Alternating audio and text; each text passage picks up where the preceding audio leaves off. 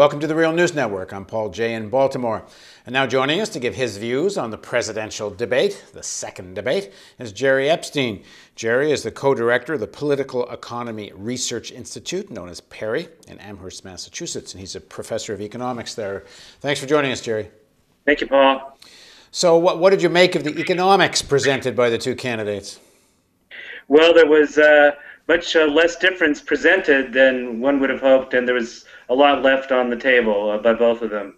Of course, Romney's really tried to move towards the center and deny the drastic cuts in the budget and for social spending and the massive increases in military spending that he wants. He wants to deny that his arithmetic doesn't work, and so he will lead to a massive increase in the budget deficit. But Obama left so many things unsaid. He sounded like a kind of mild Republican in his approach to economics. What are examples of that? Well, first of all, he of course he didn't say anything about poverty. He talked a little bit about building ladders for those who want to get ahead, but there's almost nothing there about that. He said zip about climate change, nothing about this massive problem that's facing all of humanity.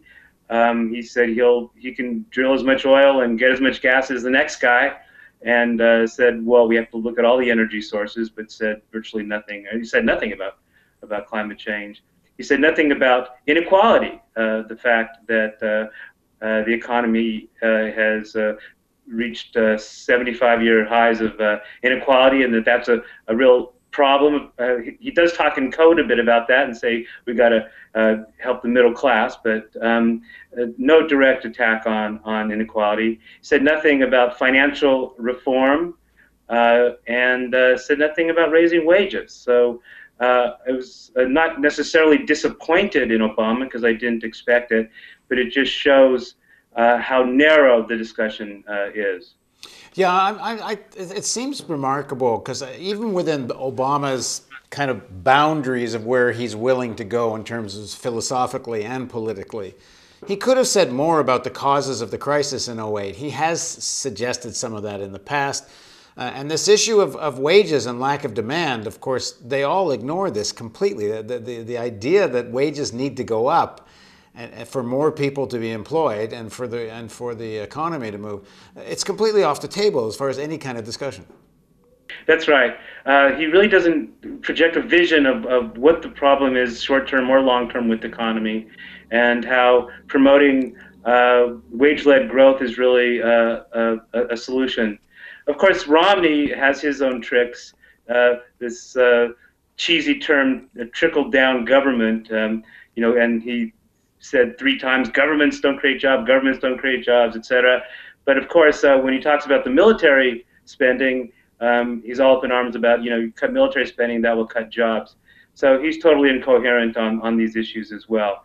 But Obama really does not project a strong vision for the positive role of public investment, in infrastructure, public investment in a green transition to deal with our climate change problems, raising wages, empowering workers to organize, reducing the massive share and amount of wealth and income going to the rich. It's just not there. So it just makes clear once again what we've known, is that he's better than Romney by far for a lot of reasons, but the only way that he's going to promote the kinds of policies that we need is if workers and community organizers and those on the left really push him if he gets reelected.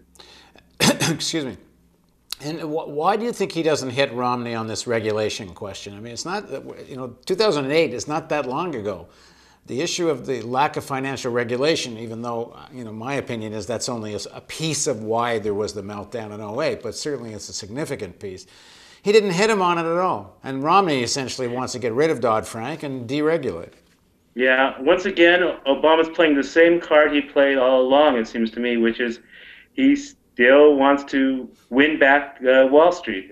The financial contributions of Wall Street to his campaign are way down. They've moved over to Romney, but he desperately wants to get that back. I think that's clearly one of the reasons.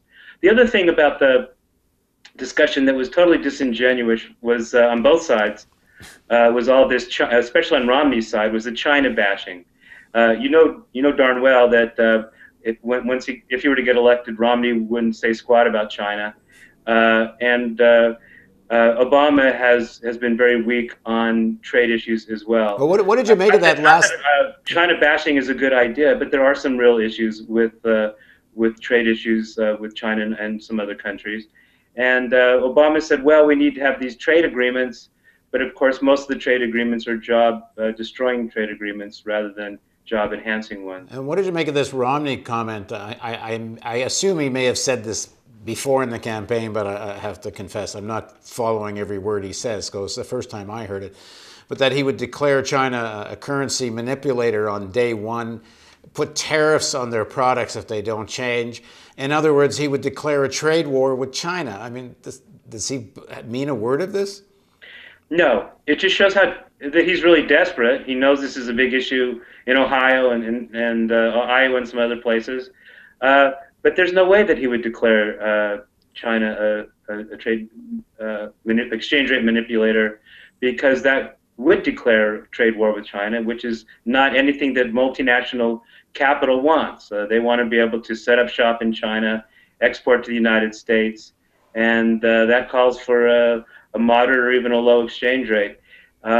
So I'm sure Romney was just lying through his teeth on that. Okay, so just finally, with all your critique of President Obama, you did suggest that he's, you think he's way better. Anyway, so if you're in a swing state, how do you vote? Oh, I vote for Obama. Look, it's the difference. There's just no question. It's the difference between staving off a total takeover by right-wing oil and gas interests, anti-women interests, and anti-gay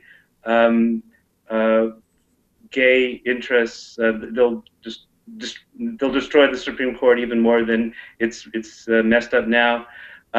And on economic issues, Obama is slightly better in terms of employment and inequality. So there's no question about it. But Obama will not do much on his own. It really takes a concerted, massive effort on the part those on the left and workers to push him in the Democratic Party. Okay, thanks for joining us, Jerry. Thank you. And thank you for joining us on the Real News Network.